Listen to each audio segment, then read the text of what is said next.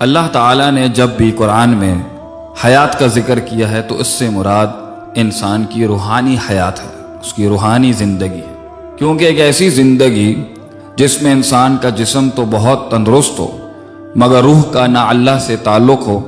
نہ اس سے کوئی قرب ہو، نہ اس کی تڑپ ہو، نہ ہی اللہ اس روح کی مطلوب ہو، مقصود ہو، معبود ہو، محمود ہو، مدعو ہو، تو ایسے انسان کو اللہ تعالیٰ زندہ ہی نہیں مانتے۔ اللہ کا قرآن ان کو مردہ کہتا ہے، کیونکہ جس انسان کا دل اللہ کی یاد سے زندہ اور منور نہیں، اس انسان کے جسم کا بھی اس دنیا میں کوئی حال نہیں۔ ایک مقام پہ تو اللہ اس کو جانور سے نیچے درجے پر لے جاتے ہیں اور ایک جگہ اسے مردہ ہی کہتے ہیں۔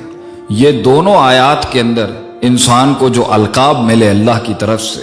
مردہ ہونے کے یا جانور سے بدتر ہونے کے، اور یہ کوئی عزت کے اور احترام کے الفاظ نہیں، یہ اللہ کی طرف سے انسان کے لیے سوچنے سمجھنے کا مقام ہے۔ اللہ فرماتے ہیں وَلَقَدْ ذَرَأْنَا لِجَهَنَّمَ كَثِيرًا مِنَ الْجِنِّ وَالْإِنسِ لَهُمْ قُلُوبٌ لَا يَفْقَهُونَ بِهَا وَلَهُمْ أَعْيُنٌ لَا يُبْصِرُونَ بِهَا وَلَهُمْ آذَانٌ لَا يَسْمَعُونَ بِهَا۔ انسان کا دل جو آنکھوں اور اس کے سننے اور دیکھنے سے جڑا ہوتا ہے، اگر وہ اللہ کی یاد سے، اس کے قرآن سے، اس کی کتاب سے اور اس کے فرمان سے غافل ہو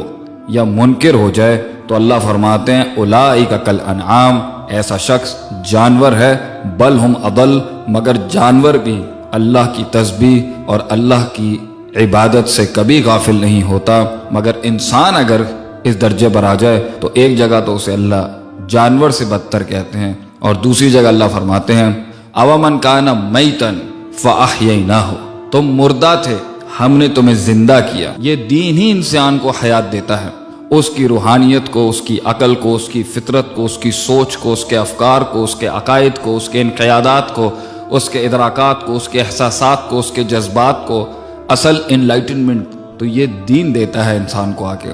جب وہ حق و باطل، صحیح اور غلط کا میزان اور کرینہ سیٹ کرتا ہے، وہ یہ دین کرتا ہے، تو اللہ فرماتے ہیں تم مردہ تھے، ہم تمہیں اس سے زندہ کرتے ہیں، اور جو اس سے زندگی پسند نہیں کرتا زندہ رہنا تو ایسے شخص کو اللہ مردہ کہتا ہے۔ اگر ہم چاہتے ہیں کہ ہم اس مردہ زندگی سے جو بے جان ہو جاتی ہے، جس میں کوئی سکون، اطمینان اور راحت نہیں ہوتی، ہمیں اللہ کی دین کی طرف، اس وحی کی طرف رجوع کرنا پڑے گا۔ اس لیے تو اللہ نے اس وحی کو روح ہی کہہ دیا ایک جگہ پر، وہ روح جس سے انسان جب وہ ماں کے پیٹ میں آتی ہے تو بچہ زندہ کہلاتا ہے، جب وہ نکال لی جاتی ہے تو انسان مردہ کہلاتا ہے، جب وہ پھر ڈالی جائے گی تو انسان زندہ کر دیا جائے گا۔ تو یہ روح ہی ہے جس سے انسان کی زندگی کا تعلق ہے۔ اللہ نے اپنے قرآن اور حدیث کو، اپنے قرآن کا ایک نام روحی رکھ کے، روحی بتا کے اس کو آگے بیان کیا۔ اللہ نے اپنے قرآن کا ایک نام ہی روح بتایا، وَكَذَلِكَ أَوْحَيْنَا إِلَيْكَ رُوحًا مِّنْ أَمْرِنَا، اور ہم نے اپنے حکم سے آپ کی طرف یہ روح بھیجی ہے جو ان مردہ دلوں میں جان ڈالے گی۔ مَا كُنْتَ تَدْرِي مَا الْكِتَابُ وَلَا الْإِيمَانُ،